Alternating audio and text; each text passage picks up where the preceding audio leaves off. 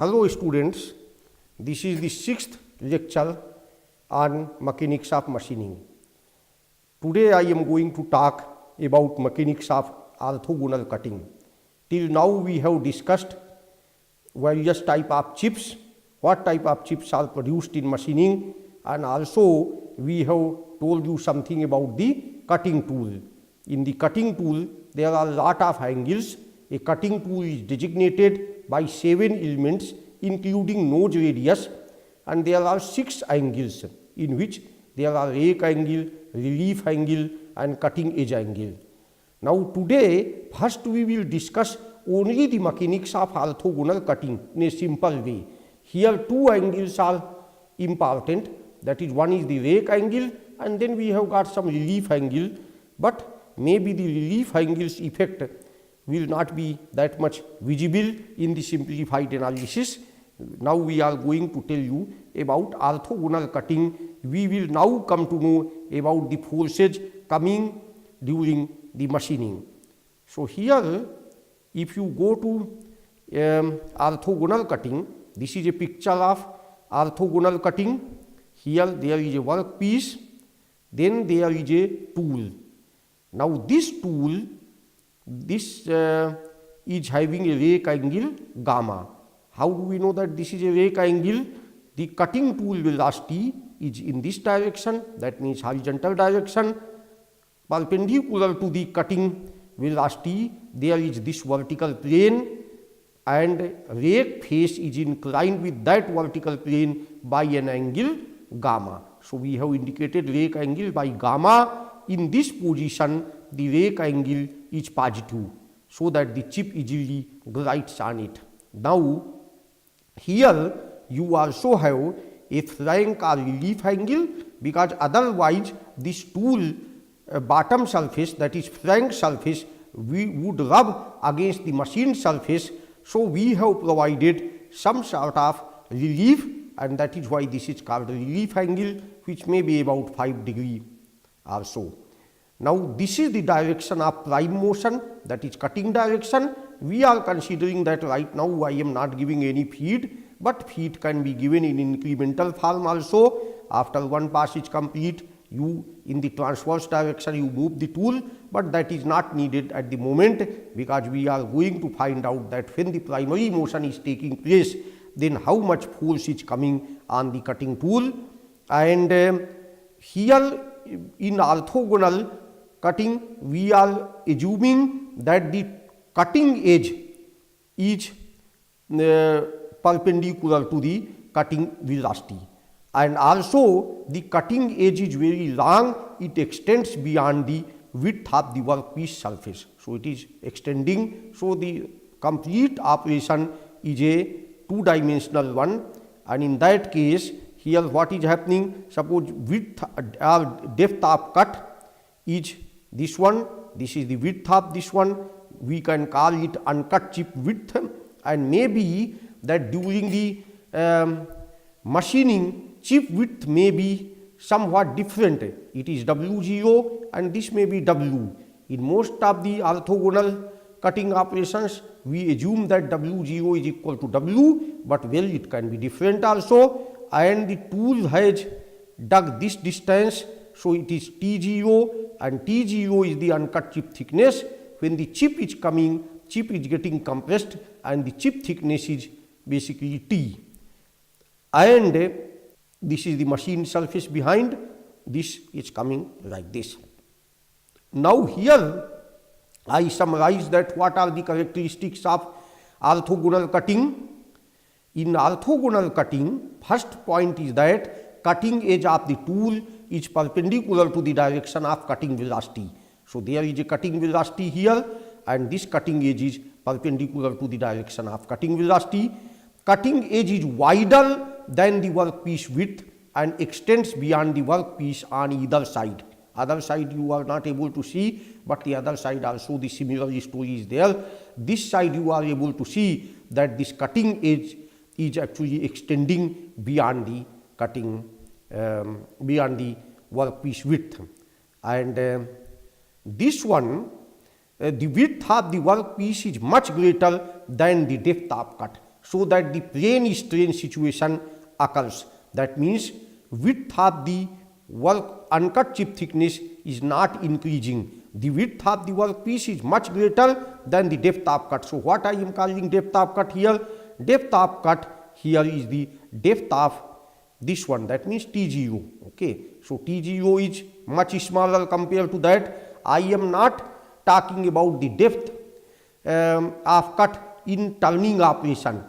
This depth actually is more related with the feed of this one, because in turning operation that tool is first digging or penetrating inside the feed direction. Okay, and width is along the depth direction. That point I will again and again emphasize, because it is here where most of the students confuse. So the width of the workpiece is much greater than the depth of the cut. The chip generated flows on the rake face of the tool with chip velocity perpendicular to the cutting edge. So here the chip velocity is perpendicular to the cutting edge on this plane, and the cutting forces act along x and z direction only. X direction means along this direction, and z direction in the vertical direction, but there is no force along the width side. This side there is no force, and so therefore cutting forces can be represented in xz plane, and I can carry out two-dimensional analysis. Here let us discuss the mechanics of chip formation. Okay, the last in this slide I had taken one figure from one open access paper that is published in Procedia Manufacturing, and in this paper that notation was that rake angle was shown by gamma and relief angle was shown by alpha. But now onwards I am not going to talk much about the relief angle anyway, so I am indicating the rake angle by alpha, because in most of the old textbooks it is indicated by alpha, and I am going to show you that how the cutting is taking place. And now I will not make any three-dimensional picture, instead I represent it by a two-dimensional figure. So in the two-dimensional figure, this is T1, and width of this one chip, or you can say the width of the workpiece, is perpendicular to your screen. You can again see that this is the width here. If I take that side view of that, I will be getting 2D picture only, and you can understand that the width is perpendicular to your screen, and there is a tool, then there is a chip. I am now assuming this is called single shear plane model. Many persons have observed this type of behavior, that there is a small shear zone. Based on that, this was formulated that there may be shearing taking place along SO. So that means uncut chip thickness is T1, and this chip, this material actually passes through this shear plane, and it goes to in the form of chip with chip thickness T2. So this angle SO is called phi. This angle is called phi, and then this, since this SO is making phi angle with the horizontal, horizontal means it is the direction of the cutting velocity. Here I am assuming tool is stationary and job itself is moving with velocity v. So the job direction is indicated. Now if it is SO is from horizontal, that angle is phi. Naturally the same thing here is shown here, that this angle is also phi, because SP is a horizontal line. And then if from S I drop a perpendicular along this one on the tool's face, so this is SN, and this line is naturally on the tool surface, that PN line. So SN is perpendicular to that, and this angle will be alpha, because the tool rake surface itself is making from vertical line alpha. So this will make from horizontal line alpha, and this is the picture. Now here this is T2 and this is T1, and this one is the chip. So phi is known as shear angle. Angle PSN is alpha, that is same as POQ, that is this one. And then NSO is basically PSO minus PSN, that means phi minus alpha. So this angle NSO is basically phi minus alpha. Now OS is equal to, OS is the length of the, you can say, shear plane here, that is SN divided by cos phi minus alpha, that means T2. SN is basically T2 chip thickness, so it is T2 divided by cos phi minus alpha. Also OS is equal to, from this triangle OSM, it is SM divided by sin phi, so this becomes T1 by sin phi. So equate both OS's, then you get this relation T1 by T2 is equal to sin phi divided by cos phi minus alpha, where phi is the shear angle and alpha is the rake angle, and this ratio T1 by T2 is called the cutting ratio. As T2 is more than T1, so therefore cutting ratio is always less than 1. So cutting ratio can be, say, for example, 0.5, T1 by T2 is equal to R. So this way, if you know the cutting ratio, if you experimentally measure the cutting ratio, you can find out shear angle by this relation. Or if somebody is telling you the shear angle, then you can find out the cutting ratio. Now here, so you get a nice relation, R is equal to sin phi divided by cos phi minus alpha is equal to T1 by T2, and R is known as cutting ratio. Cutting ratio is always less than 1, and 1 by R is known as chip compression ratio. 1 by R is always more than 1. So it will show how much compression of the chip is taking place, because the chip is getting compressed, T1 is becoming T2, and chip is also getting shortened also. Volume remains same, and suppose we assume that the width of the chip is also remaining same. So if its thickness is increasing, chip thickness, then the chip length will decrease. So 1 by R is known as chip compression ratio, and chip thickness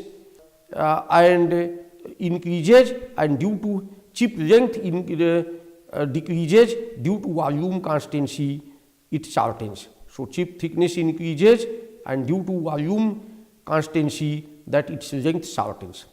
So around 1941, Ernst and Merchant analyzed a single shear plane model. In fact, PC, Pan, etc., they also have given one curved model, that material is getting removed by shearing action, just like a deck of cards. Okay, one card is sliding over the other.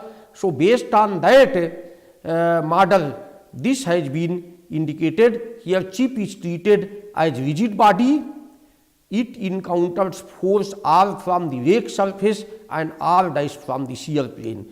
It is, if you make a free body of diagram of the chip, you will see that there will be two contacts. One is the chip is touching this tool surface, so resultant force is R here, and another is that actually on the shear plane, here also the resultant force is basically R. So this is Fn and Fs. Fs is the shear force on the shear plane, and Fn is the normal force.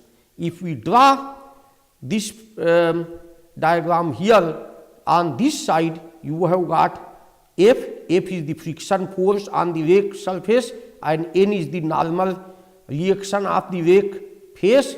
In that case, this resultant will make angle lambda from the normal, and that is called friction angle. You know very well that resultant of the normal force and friction force, that makes angle lambda with the normal one, and this is lambda here.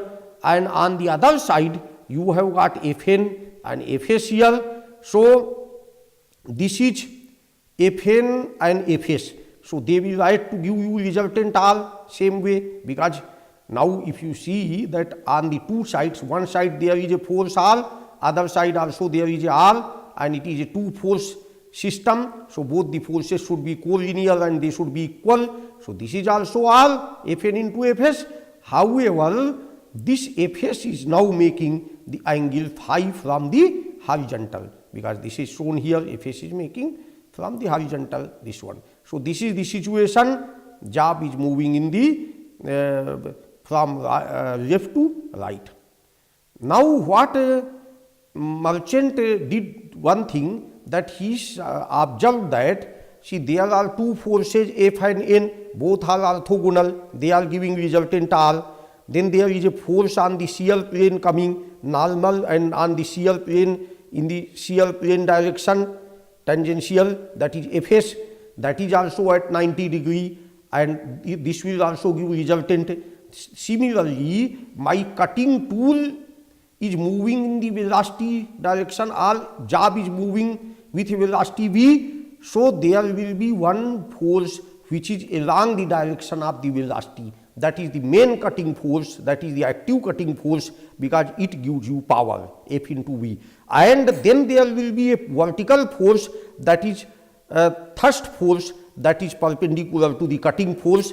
But these two forces are also 90 degree, and these are the things which a machine is supplying. See, machine is not giving you Fn and Fs. Fn and Fs are generated inside the material. Machine is giving you one cutting force and one thrust force will come on the machine structure. So those are also 90 degree. Their resultant will also be basically same R.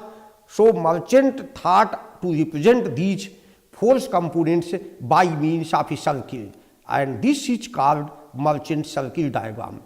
This has got advantage that there is a theorem that in a semicircle, if you make a triangle with one side as the diameter, then the angle between two lines is 90 degree. This is the theorem. So taking advantage of this fact, that he decided to represent it in the form of a circle, and that is why it is merchant circle. So in the merchant circle, if you see what happens, same thing has been done. Here diameter is represented as the resultant force. So there is a friction force on the tool, that is F, that is making, F itself is making an angle alpha from the vertical, because this is clear from here. F is making angle alpha from the vertical, so it is making it here, and perpendicular to that, of course, is N, that another component must be N. Suppose I have made this diameter like this, and then perpendicular to that, or what I can do, that I can drive this one line from here at alpha, so it will cut it here.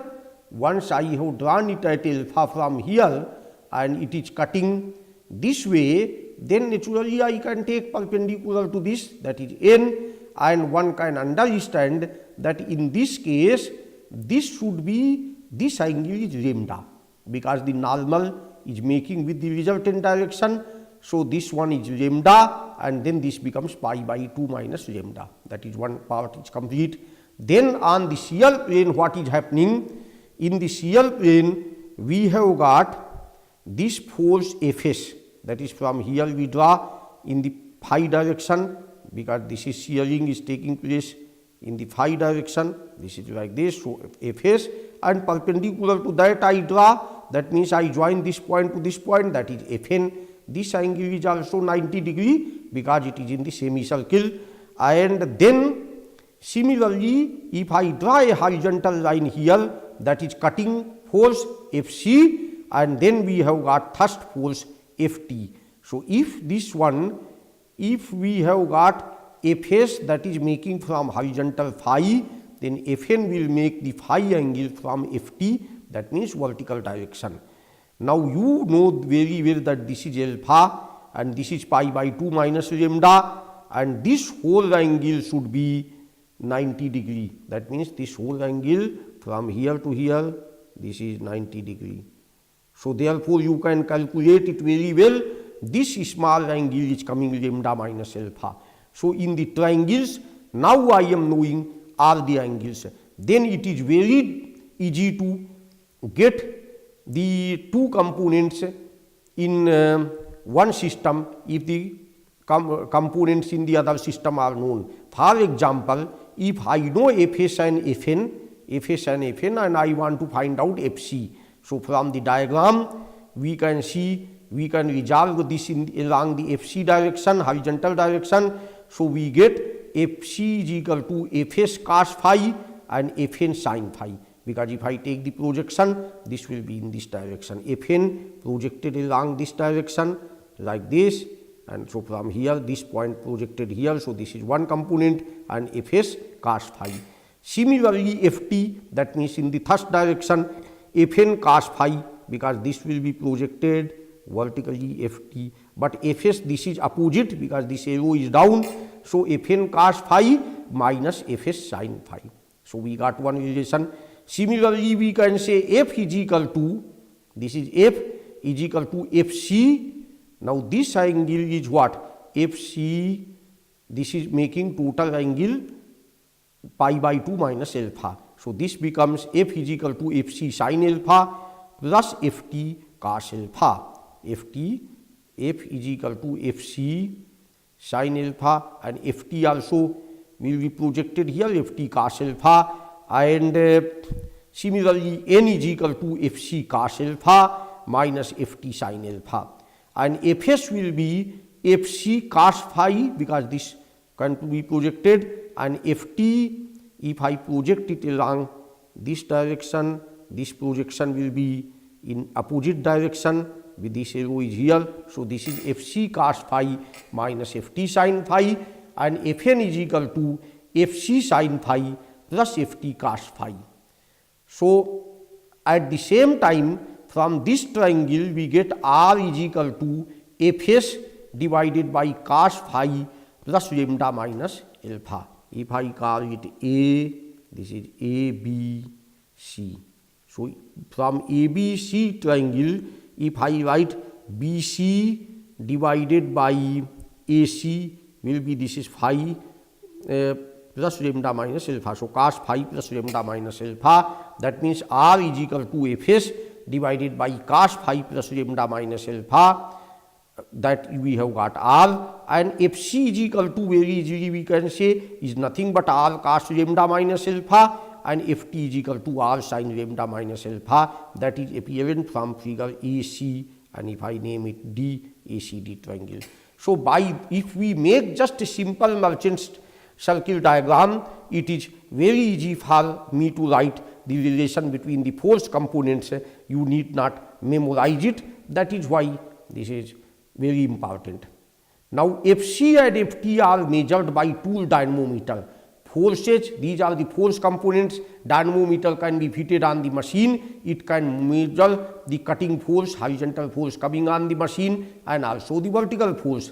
So mu is equal to F by N, because mu is the friction coefficient here on the tool surface. So mu means coefficient of friction on the rake surface, that means Coulomb coefficient, basically we can say, that is tangential force divided by normal force. So F by N, and that is Fc sin alpha, because F is equal to Fc sin alpha plus Ft cos alpha, and divided by N is Fc cos alpha minus Ft sin alpha. So if I can measure these forces Fc and Ft by dynamometer, rake angle by geometry I am knowing, then I can estimate that what will be the coefficient of friction on the rake surface. So this is what this one. This diagram is again showed to you for this side, so that you can know that F is really Fc sin alpha plus Ft cos alpha, and N is Fc cos alpha minus Ft sin alpha.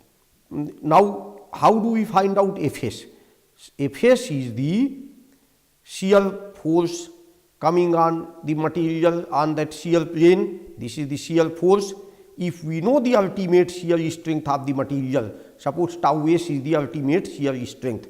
So if I multiply tau s by the area on which this force is acting, area is what? This length of the shear plane, length of the shear plane multiplied by the width. So area will be W into T1 by sin phi. T1 by sin phi is the length of the shear plane. So W T1 by sin phi is the area on the shear plane, and tau s is in Newton per meter square. It is the ultimate shear stress of the work material, and you get Fs. However, Now Fc is equal to R times cos lambda minus alpha. So we can say R, instead of R, we can write Fs divided by cos phi plus lambda minus alpha, because this angle is phi plus lambda minus alpha. So Fs divided by R is equal to cos phi plus lambda minus alpha. So instead of R, I can write Fs into cos phi plus lambda minus alpha, and this will be cos lambda minus alpha multiplied here. Hence Fc will be equal to, I put the value of Fs here, so we get Wt1 into tau s into cos lambda minus alpha divided by sin phi into cos bracket phi plus lambda minus alpha bracket close.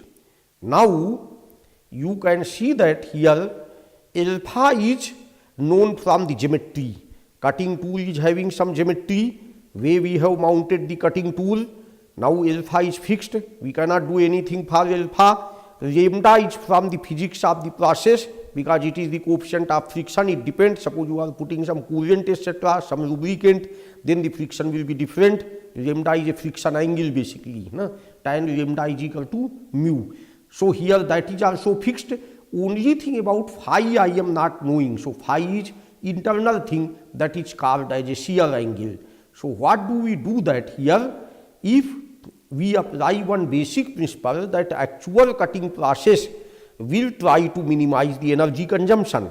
So that means that Fc should be minimum. So that means I can minimize this expression with respect to phi, and then I can find out that what is the value of phi. So power consumption during machining is given by W is equal to Fc into V. That means this quantity, and all other things are constant. So W becomes a function of phi, that is some constant divided by sin phi into cos phi plus lambda minus alpha. So you are getting this one. Now we minimize the power as the actual power is expected to be the minimum. In other words, we have to maximize sin phi into this quantity cos phi plus lambda minus alpha. If we want to minimize W phi, that means we have to maximize this quantity. So for maximization, this is a continuous function. So this is condition is that if you differentiate this function with respect to phi and make it equal to 0, so this should be giving you the result. So I differentiate this with respect to phi one by one. This is a product rule I apply. First sin phi differentiated gives cos phi, and this portion is left as it is. Then I differentiate cos phi plus lambda minus alpha with respect to phi. Sin phi is left as it is. So this differentiation becomes sin phi plus lambda minus alpha, and this is sin phi. So this is equal to 0. Or this can be seen, I apply the formula cos A cos B minus sin A sin B, then you get cos 2 phi plus lambda minus alpha. This gets added, and this is equal to 0. So this implies that 2 phi plus lambda minus alpha must be equal to pi by 2, and lambda is of course tan inverse mu. So lambda is also known to me. So by this formula I can find out the value of phi. How do we know that phi obtained from this procedure will give minimum power? I just made d phi, because it can be minima and it can be maxima also. So two ways.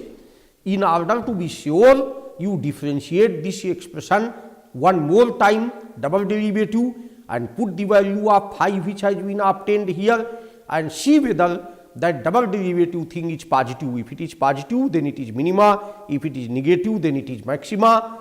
That is one way. Otherwise, just by physical observation, you see that anyway W phi will be infinite if phi is equal to 0. So it cannot be maxima. So phi must provide some minimum energy, because at phi is equal to 0, you are getting W phi equal to infinity. Hence there cannot be any maxima. It will be at phi equal to 0. So it has to be minima only.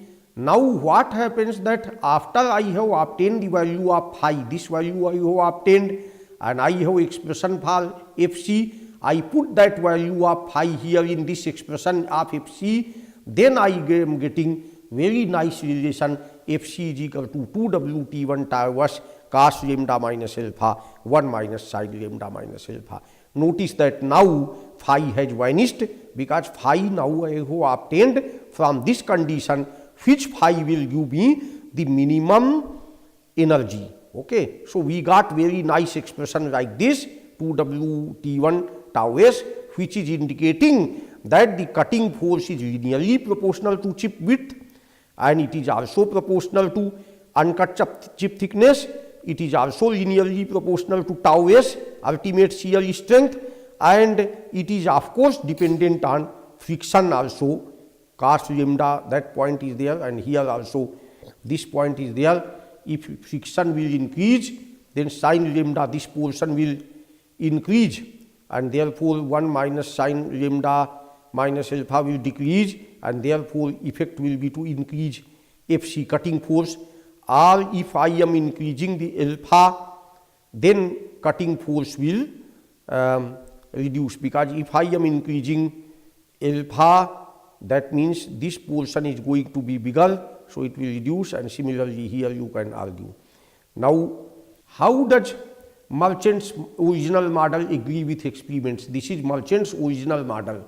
It agrees when cutting synthetic plastics, it was observed like that, but it is having poor agreement with the metals.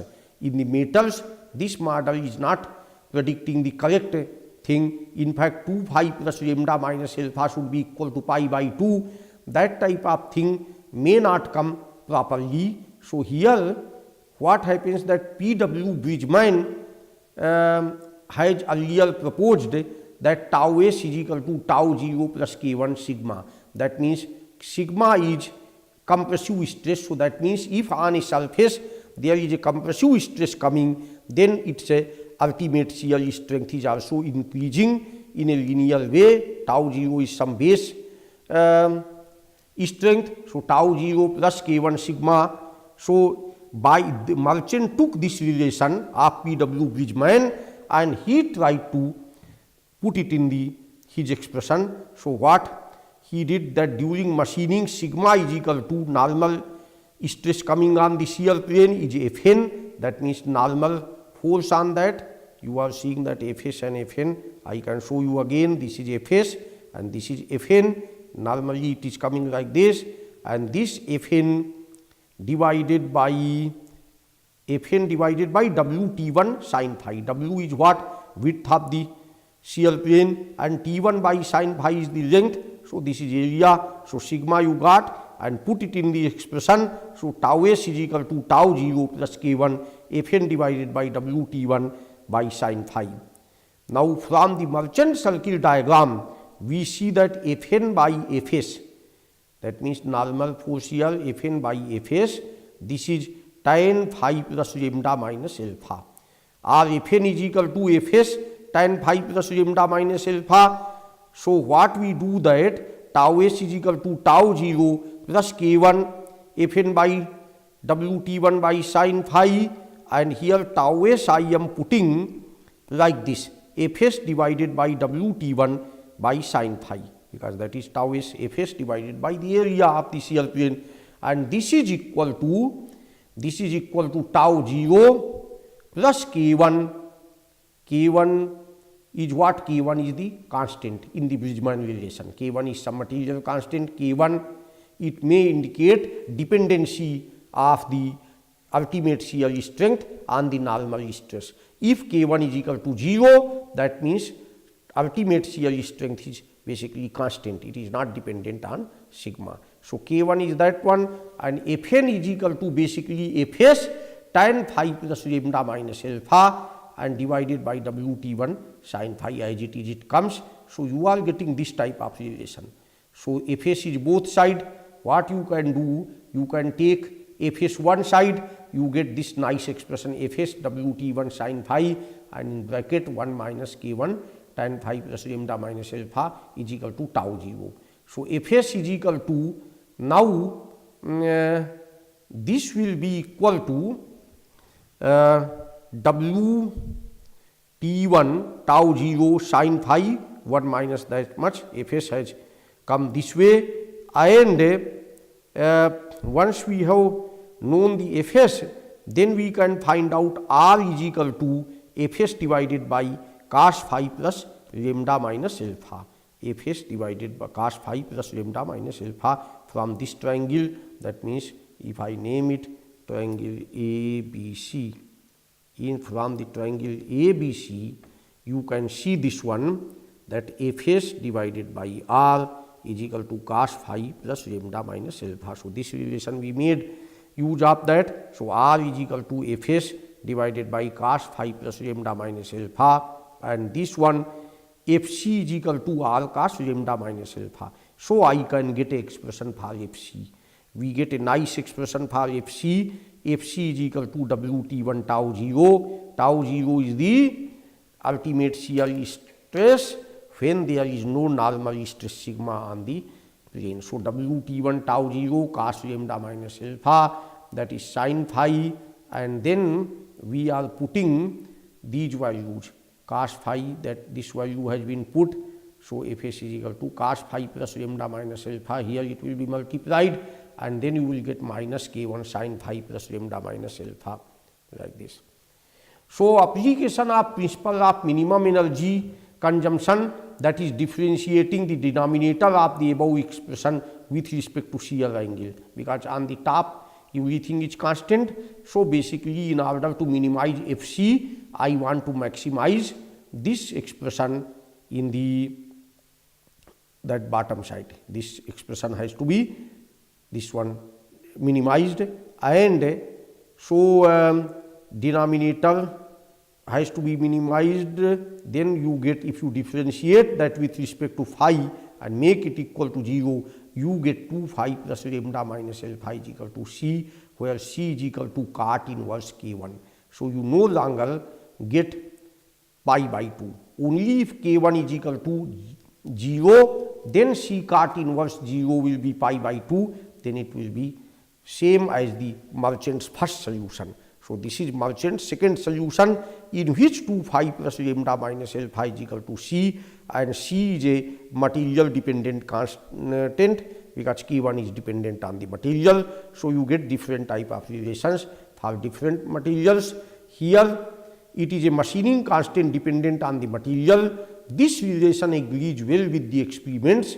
If we plot phi versus lambda minus alpha, it will be straight line and the slope will be same for all materials, but intercept will be different. This equation you can see 2 phi plus lambda minus alpha. So in this case, this is phi and lambda minus alpha. They are linearly related, no doubt, but this C will be different here. So that type of thing you can get for different materials. You can get different type of relation. Here this may be phi lambda minus alpha. For one material it may be like this. For other material it may be like this. These type of things you can do. In fact, Pugh has conducted around 50s lot of experiments, and in that those experiments he has plotted these type of relations for various materials.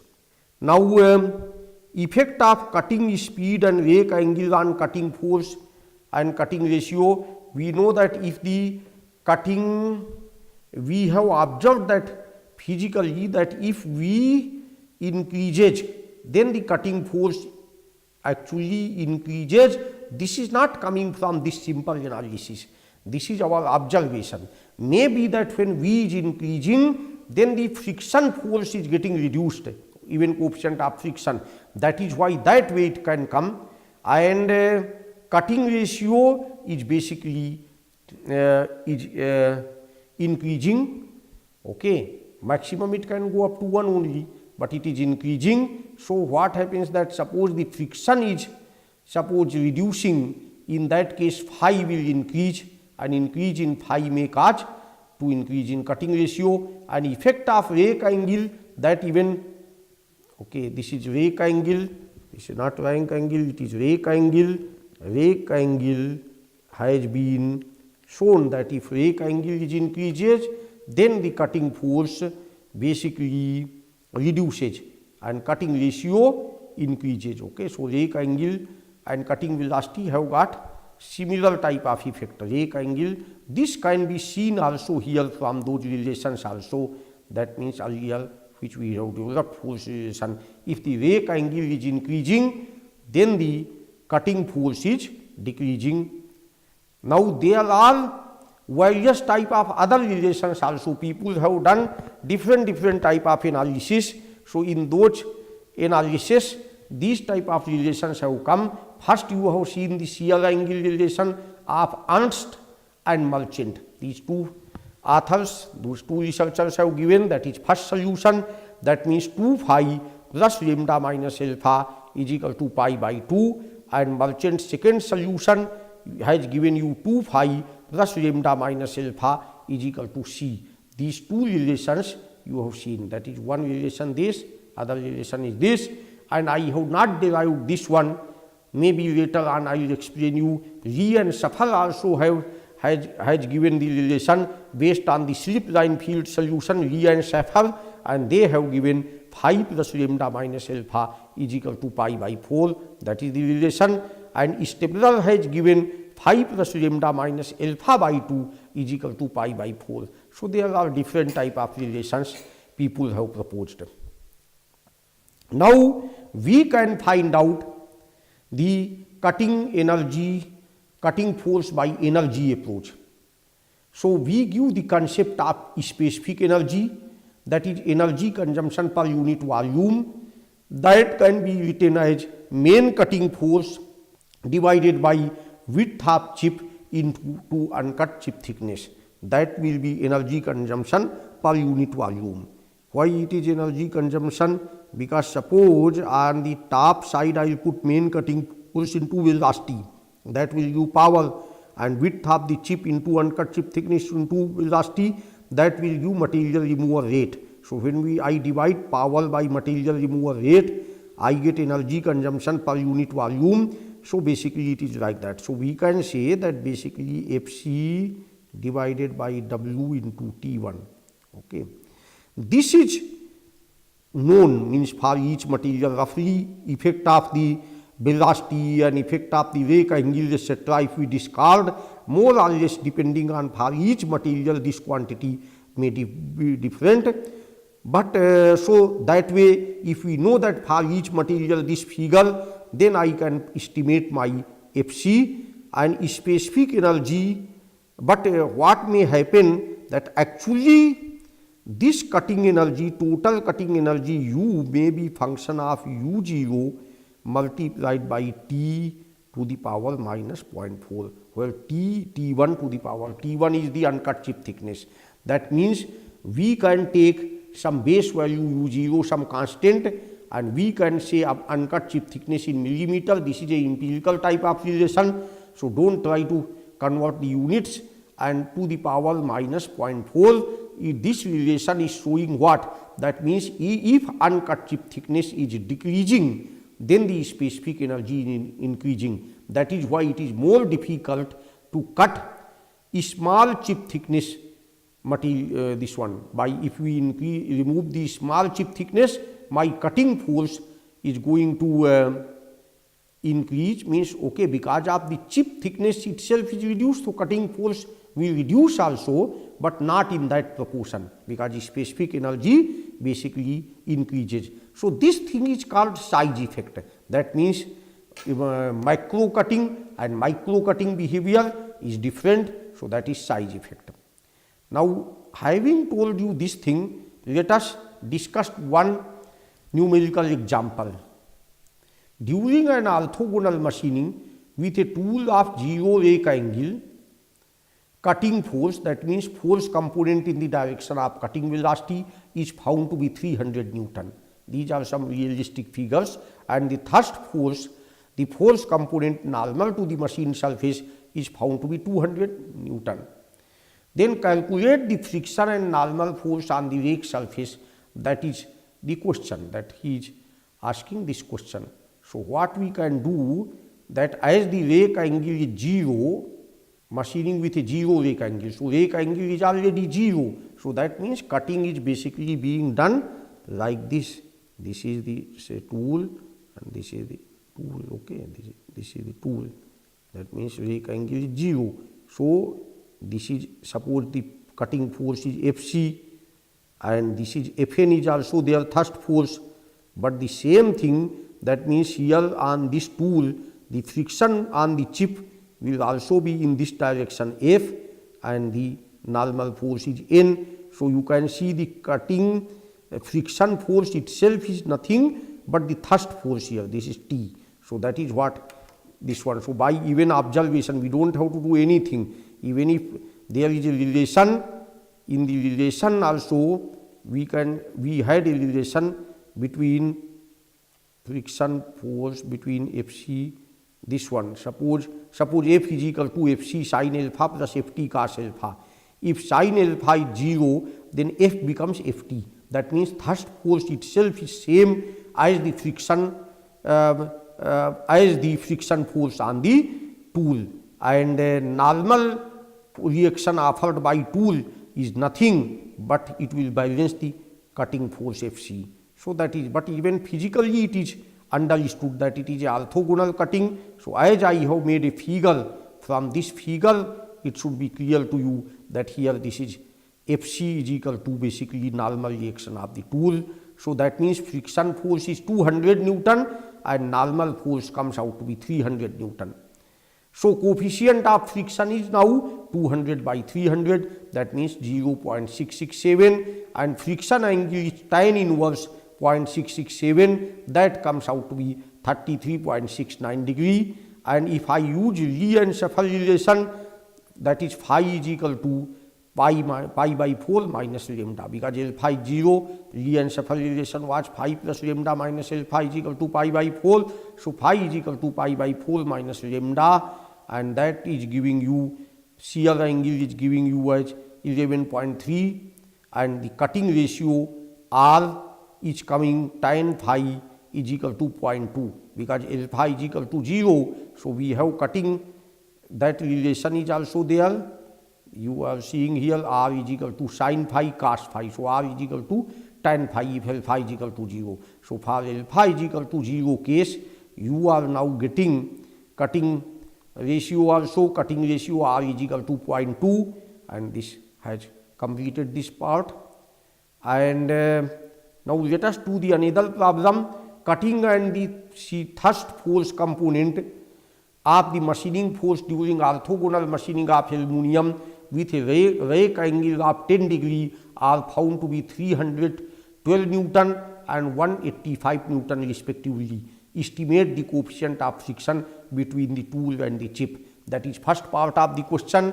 So in this case, mu is equal to F by N, and this will be Fc sin alpha plus Ft cos alpha, Fc cos alpha minus Ft sin alpha. This relation, you need not remember this relation, just simply make a merchant circle diagram.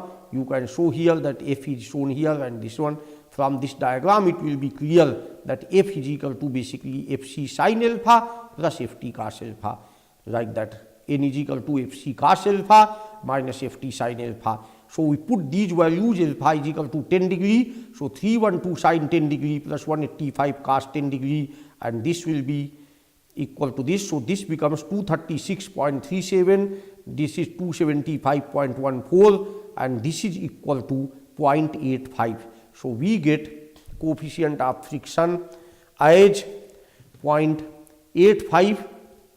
Now the next part is that if the rake angle is reduced to 0, keeping all other parameters the same, and if the coefficient of friction also remains unchanged, then estimate the new values of cutting force and thrust force using Merchant's relation. Earlier you were getting this one, now I am just reducing it to 0 degree. Earlier positive rake angle was 10 degree here.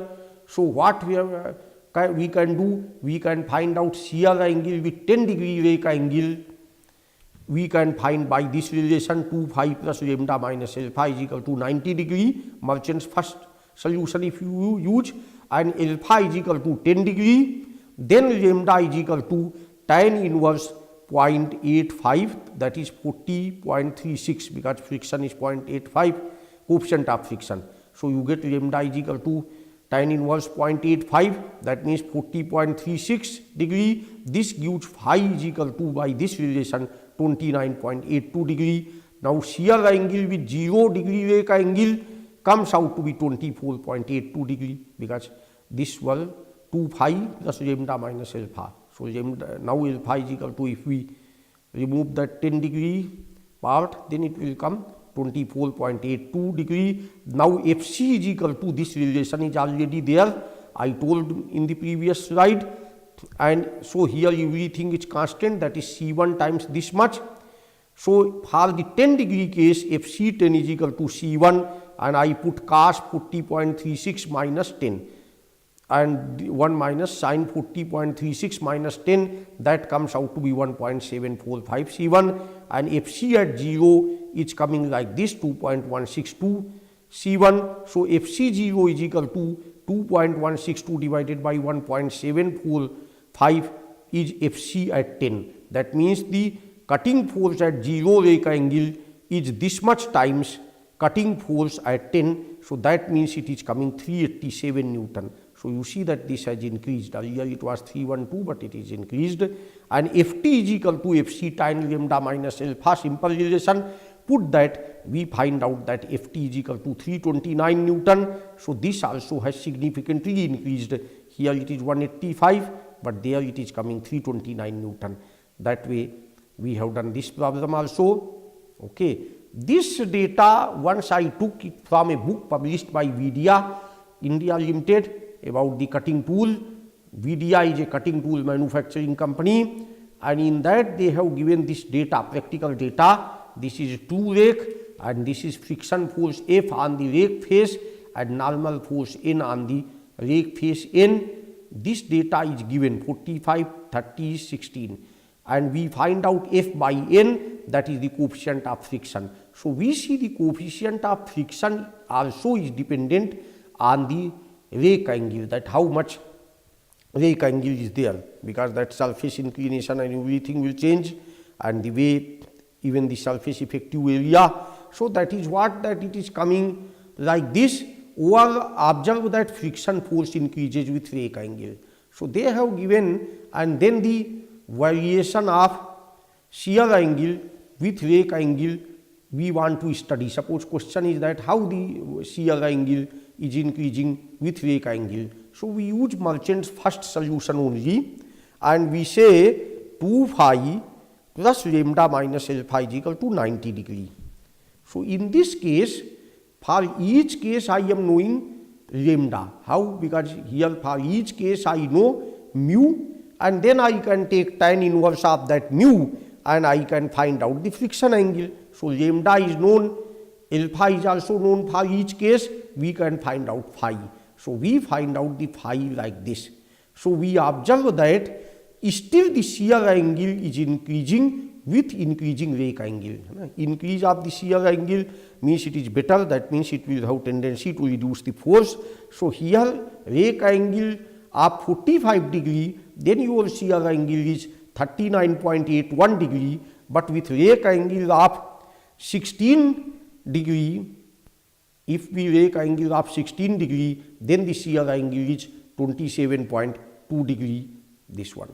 So now we have done this part. Now we can also find out the cutting and thrust force in each case.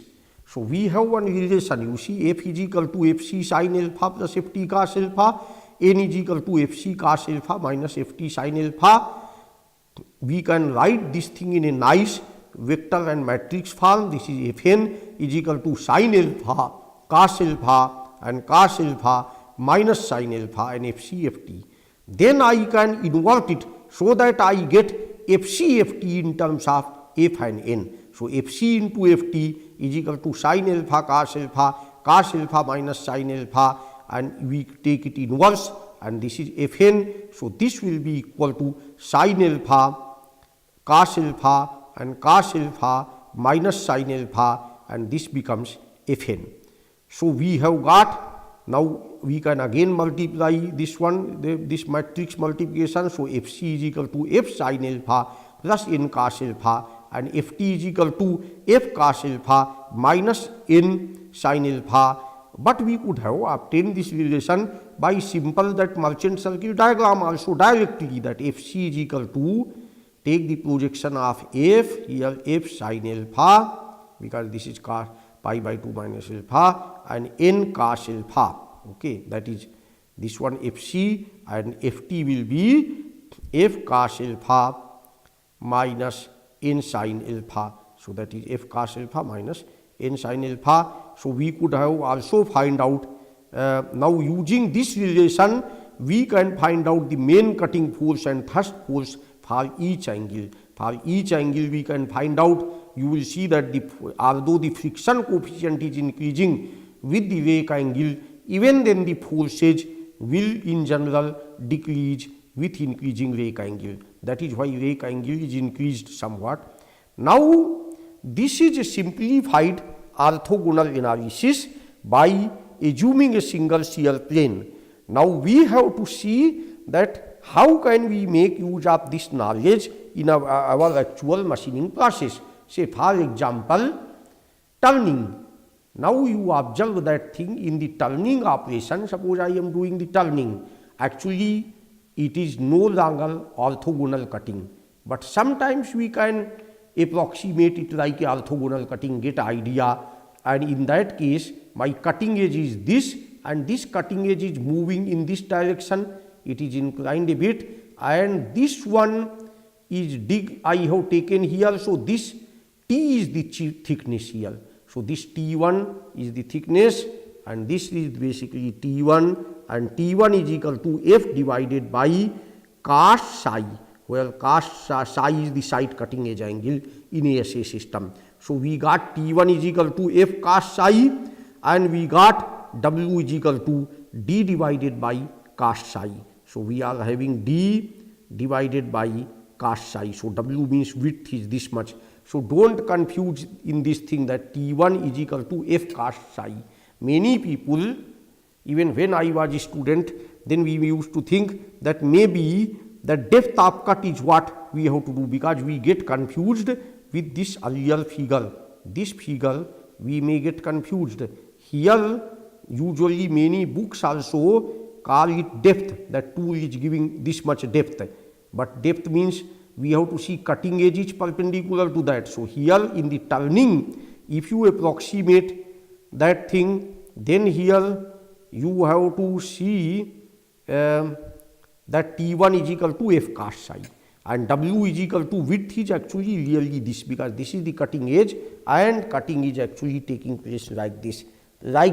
So that is why W is equal to D cos psi, and but since analysis is valid only for orthogonal, so condition for orthogonal machining is actually tan I is equal to sin gamma p tan alpha b minus cos gamma p into tan alpha s. In orthogonal system, gamma p is the principal cutting edge angle, and gamma I, this is gamma p, and this relation was derived earlier.